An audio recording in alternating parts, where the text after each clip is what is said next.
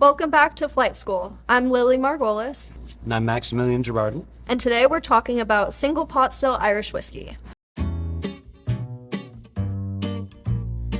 So today we have a special treat. We get to try through a bunch of limited edition Redbreast whiskeys. Now, Redbreast is a single pot still Irish whiskey, and single pot still, as we spoke about in a previous video, is a mixture of malted and unmalted barley.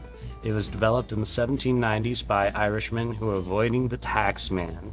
The British started to levy a tax on malt or malted barley, and the Irish said, man, we don't want to pay more for that. So they started cutting their recipe before it was even fermented and distilled with unmalted barley. One of the accidents of doing that is that you actually really cut down your yield during fermentation and you don't end up with as much whiskey, but what you add is texture, and texture makes really good whiskeys. So the first one that we're starting with is Tawny Port Finish, Tawny Port Cask Edition. So the whole idea, whenever you see any one-offs on whiskey labels, things that aren't within the normal line, and they say one thing about it, Tawny Port Cask, it doesn't mean that this was aged exclusively in Tawny Port, or they would tell you that. It also doesn't mean that it's only Tawny Port and their regular set. It's still going to be a blend of many dozens of different casks, including ex-American bourbon barrels and sherry barrels, but they selected this blend to highlight what Tawny Port brings out. So yeah, let's try it out. This is just dessert in a bottle. Really, it's got a whiskey backbone to it, but all of those really rich dessert wine notes really pop. Definitely, you can really pick up on the Tawny Port influence. Right. Now, one of our previous videos, we highlighted Green Spot. Green Spot is made by Ian Mitchell Co. Redbreast is made by Middleton, but their parent company is all Middleton, and they all they share all of their notes. They all work together. They're all part of the same larger company, but they're all just different branches and different blends between all of these different recipes that historically have been made in Ireland. So yeah, Tawny Port, absolutely lovely. All right, so we have moved on to the Redbreast Lustau sherry. Now, Lustau is a very famous sherry producer out of Spain. They are making some of the best sherries that we carry here, and we actually have a line of their vermouths, which I'm a big fan of as well. It's very cool to see a producer highlighting just one sherry producer as their casks. A lot of times when you talk about whiskey producers and what casks they're using, they're super cagey about whose casks they're getting. Sometimes it's because they're competing brands and they don't want people to associate their brand with other things, and sometimes it's just something that contractually they're obligated to not disclose. So Lustau partnering with Redbreast in this way is a bit of a statement of saying, yeah, Redbreast is all about their sherry. They're very serious about it, and that's what they're highlighting with this. Yeah, this is a great example of the fundamental difference between port and sherry as they influence whiskey. Because what did you get from port, right? Dessert. Yes. Right. Yeah. What did you get from the sherry? More red fruit. Mm-hmm. Not quite as much of a sugary, caramely influence. You can definitely taste the difference between the two. Yeah. It's very distinct. For me, the one biggest note that I always pick up on sherry versus port is like a nuttiness. Like there's something in there. And with this one, you know, Redbreast is a really great platform to highlight those differences between them. Yeah. For me, the sherry also had less of a whiskey backbone, as you talk about, and more of like a lipid, mellow mouthfeel as well. Like it didn't feel quite as aggressive. Oh, so the sherry had like more texture overall, or the port did? That's okay. They had equal. Curious. I feel like they had equal texture. It was just different. It was just a notable difference. Very cool. Yeah. All right, we're gonna move on to the 12-year cask strength. All right, so this is Redbreast 12-year cask strength. This is a batch from a couple of years ago, but we get to try it now because things are cool. Redbreast 12-year cask strength is absolutely one of my all-time favorite whiskeys, bar none. It's on the affordable side. You can usually find it for under $100 on most people's shelves, and it's just really special, dear to me. Now, being at cask strength, do you remember what that means?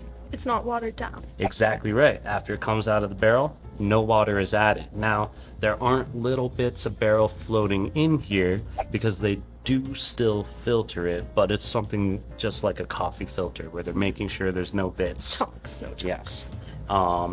So yeah, Redbreast 12-year cask strength, one of my favorites. Any immediate first impressions? A little citrus, Mm-hmm. but I would say it's more of like a sweeter citrus, like something you would get from even limoncello. Sure. Yeah, limoncello is a great note. I think that stands out to me the most, but It's more like a lemon custard for me if we're gonna that's a split good hairs. one. Yeah. We're splitting hairs. Yeah. What else stands out to me is that this is an easy drinker. It doesn't like punch you in the face. I'm not trying this and getting overwhelmed, but it is cask strength. Mhm. So what about a pot still Irish whiskey? Why is that so drinkable compared to something else at this proof that just make me cringe? Yeah, absolutely. So it's a great question, and a lot of it you have to remember is that not every single Redbreast barrel would taste this great if it was just dumped into a bottle and you drank it. The casks that they select for the cask strength blend are specifically selected because they display this mellowness while still having the big, bold profile that you expect from a cask strength whiskey. And anytime you're asking yourself, well, why is this one 120 proof and it drinks really easy, but I drink this 45% alcohol one and it punches me in the teeth? It's because the blending selection is so deliberate and intentional. The other thing to bear in mind is, yes, stylistically, with cask strength Irish whiskey, because it's all barley and that mixture of malted and unmalted barley, it's just much less punchy and upfront due to things that go on during fermentation and maturation. All of the texture of that spirit itself lends it to be a softer kind of style. And this is much bigger and bolder than the last two we had. But these had a ton of dessert casks, where this just has a little bit of those sherry casks in comparison. And it's still just very drinkable, very good. It's definitely a cigar whiskey. Yeah. We're on to the final whiskey. As I said, a special treat, the Redbreast 27-year-old. This whiskey is actually older than you are. How old are you? I'm 23. Yeah, so 4 years before you were born, and some change probably. Who knows how long this bottle's been around. This was laid down in barrels. So for all that time you've been growing up, this whiskey has been sitting there getting more and more complex.